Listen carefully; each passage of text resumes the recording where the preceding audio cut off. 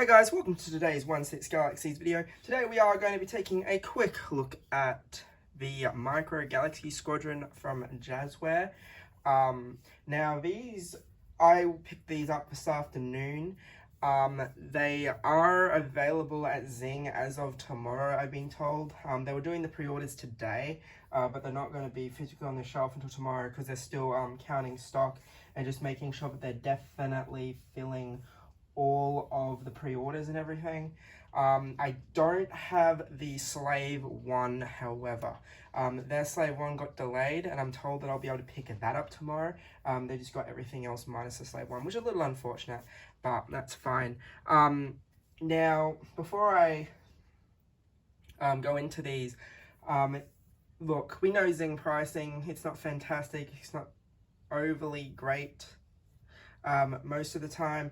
I think these are extremely overpriced for what they are. Yes, I'm aware that Bulletproof Villain has the Millennium Falcon much cheaper than Zing, which is probably better, but even at that price point, I feel like these are just priced too hefty.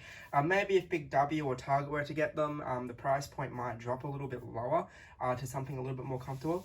But I'm going to review these in order of price point. So we are going to start off with the $98 Millennium Falcon, followed by the $80 Razor Crest, and then into the Transport, Imperial Transport, and then into the $40 assorted range, and then into the $28 assorted range. I did not get any of the blind boxes. The $15 blind boxes, in my opinion, are ridiculous for a minifigure and a one little vehicle, and I really couldn't care less. The only reason why I've got these is in case my child ends up liking Star Wars and they want some other things to play with later on, and I thought that putting these away, if they don't decide to like Star Wars, if they don't want these, that's fine.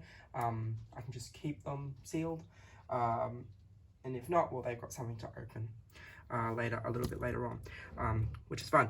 Okay, so as you can see, we are starting with the Millennium Falcon.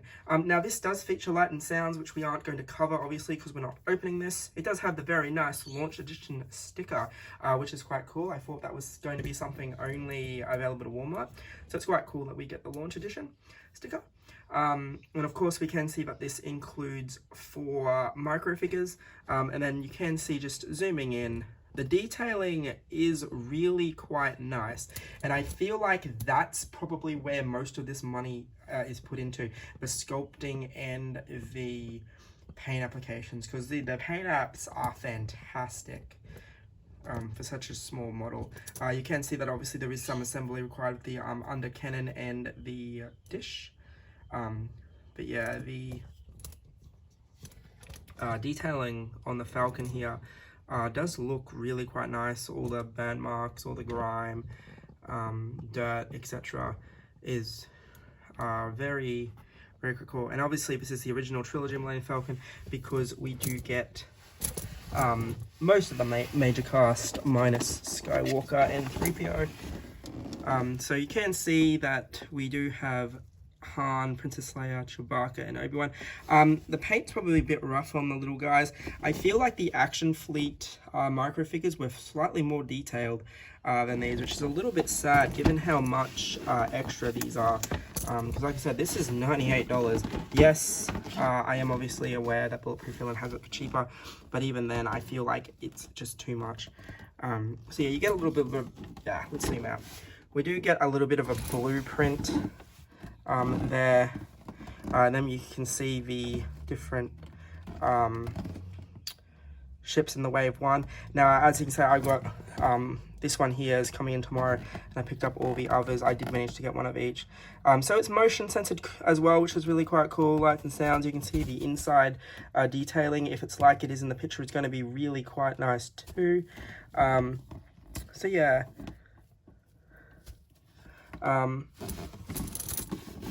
So for the most part, and I mean, I've seen people use the lights and stuff on other videos. So yeah, it's probably quite nice. I just don't think that it's $100 nice. But hey, it is what it is. So as I said, the Slave 1 would normally be would normally be $80 as well. But here is the Razor Crest.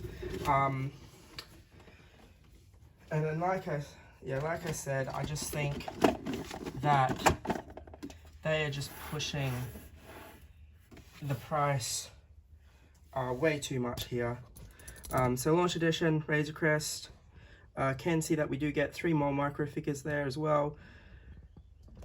And the detailing on the crest there does look rather nice than what we can see. So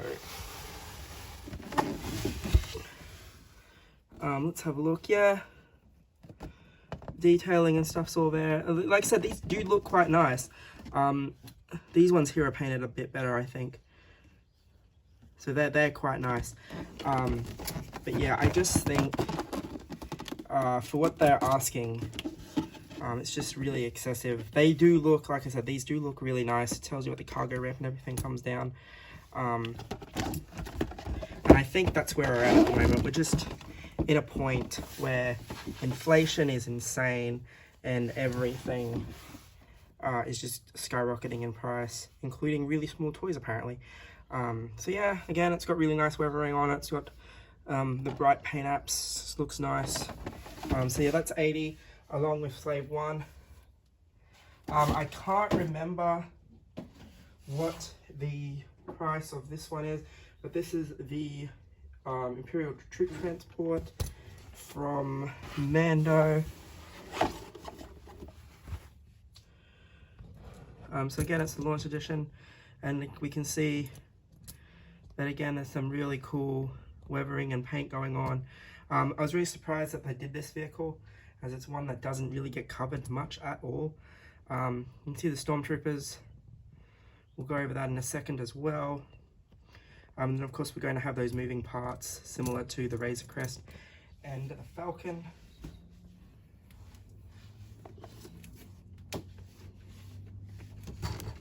So there's our, when it decides to refocus. So there's our Stormtroopers. Again, they probably could be painted just a tiny bit better, but I think because they are so small, it's probably forgivable. But yeah, that's really, really nice dust weathering on the transport itself, which is really quite cool. And you can see inside as well. So you got rotating blasters. You can hold the troops on the outside if you get more Stormtroopers in the blind boxes, which is fine. And the front section opens as well. It's a shame they didn't give you more Stormtroopers with it, but I suppose they probably didn't want to push the price up any more than they already did. Alright, so these ones here are the $40 ones. Now what's really interesting is these have an additional sticker on them, which is really bizarre. But anyway, so this is Moff Gideon's TIE Fighter, once we get our focus back. Now you can see it's one of 15,000. Whether that's one of 15,000 launch editions or whether there's 15,000 all up, it's just really weird. But again, we can see that it has the foldable wings, which is really cool. You can see the feature with him popping out. It's the Outland TIE Fighter. It's number 17. So yeah, there's I've seen people that have been to Galaxy Edges and stuff have like double the amount of these. So I'd assume that there's a whole heap that we haven't got access to yet. Like I know, yeah, I know there are some extra ones coming, like the Jedi Starfighter. We didn't get that in this wave yet, unfortunately. So, like I said, whether or not we'll see what Zing actually get in their shelvings. But yeah, it's really, really odd. Anyway, let's move on. So it is a launch edition. The Moff Gideon micro is pretty nicely painted. TIE Fighter itself, as you can see, is really nice. It's got the foldable wings. Yeah, so it's going to be interesting to see if that Jedi Starfighter pops up, because it's part of set 1. but then so is this. So it makes me wonder if there's actually 4 of these, and where Zynga mistaken in their website where they've gone one of set of 3. So that's just going to be interesting. So yeah, I ordered in the thing it says on the website it says that it's assorted. Yeah, so it says assorted, and then it tells you that it's a set of 3 or whatever. But yeah, it's going to be really interesting to see if that Jedi Starfighter pops up in store when I'm back there picking up the Slave 1. Because I imagine that these are going to be popular. Now this, yeah, the Skywalker doesn't have the rare sticker, so only Gideon has the sticker, which is quite interesting. Maybe that's the reason why. Maybe there's like a chase one or something, and that's the reason why I accidentally ended up with one. But we'll see. So we have an X-Wing, Luke Skywalker, oops, sorry, and R2-D2. Again, I feel like the older 90s micro figures were painted better for the R2. But we have the X-Wing. I'd say it's probably smaller than the Action Fleet one, actually. But yeah, really nice detailing on it. I never actually owned the Action Fleet X-Wing. It's one of the very few ones that I never owned. But just looking at this, I feel like this is definitely smaller. Because I have the Action Fleet Vader's TIE Fighter, and I feel like that is even bigger than the TIE Fighter we get this time around too. So again, it just tells you that the landing gear comes down, and that you can do those options there.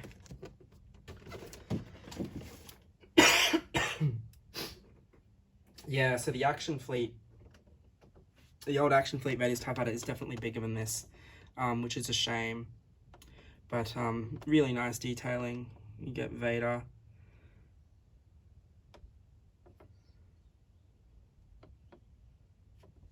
It is Launch Edition. So yeah, I'm definitely going to ask them about the Jedi Starfighter. Now these ones are 28 each. So there's...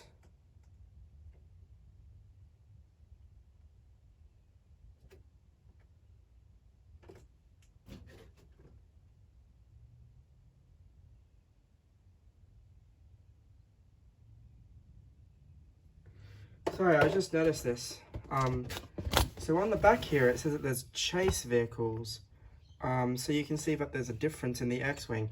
I feel like that one may be the Mandalorian X-Wing, because I have seen someone with the Luke Skywalker from the Mandalorian as the minifigure, and not Luke Skywalker from the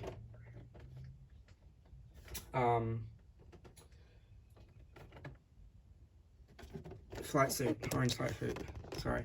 And I've just noticed that these here, there's a white TIE Fighter, and then there's an Outlander ATST, which these are the 2 that I got. So you can see a Sarge Ventress. So Starfighter, again, looks quite nice. It's got the sail there, it's got all the detailing there. Launch Edition. So yeah, it's quite nice.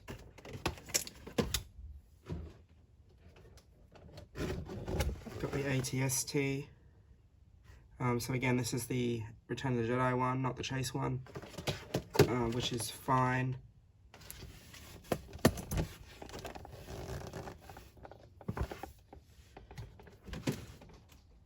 And then I would assume that this is just a standard TIE Fighter from A New Hope. Again, very nice detailed. So they are 28 each. And again, on the back, it just tells you that the thing opens up, but the wings can pull off, and that there's those chase ones. So yeah, I'm going to definitely pop in and see that. Yeah, so this is what's happened. I've ordered 3, and the chase vehicle is Gideon. So I imagine that's the Mandalorian Luke Skywalker X-Wing and Gideon thing. So at least I got the rarer TIE Fighter. But hopefully the stock levels mean that I can get that a Jedi Starfighter. That's really lucky and really unlucky at the same time. As I said, I'm going back in there tomorrow to pick up the Slave 1, but I'm not getting in there until midday. So yeah, like I said, guys, just reviewing in order. To recap, the Falcon, Zing's price is 98. Razor Crest and the missing Slave 1 is 80. I can't recall the price of the transport, Imperial transport, but the Gideon, the X-Wing, and Vader's TIE Fighter are all 40, and those last three that I showed you were 28, and they have variants, so this is going to be a very expensive game very quickly if you're collecting everything. As I said, I didn't opt for any of the blind boxes at all. Most didn't have any because someone bought the whole carton. But yeah, this is going to be a really interesting set, I think. Hopefully Big W and Target get into them, because especially now that there's the chase sets, and that you can't order the specific one, you're just going for it. Yeah, it's just going to be really unfortunate. Anyway, guys, this has been a quick look at the Micro Galaxy Squadron Wave 1 minus the Jedi Starfighter and Slave 1, which is called Boba Fett Starfighter on the box, I believe. Thanks for watching, guys, and hopefully you liked this video. Happy finding these things.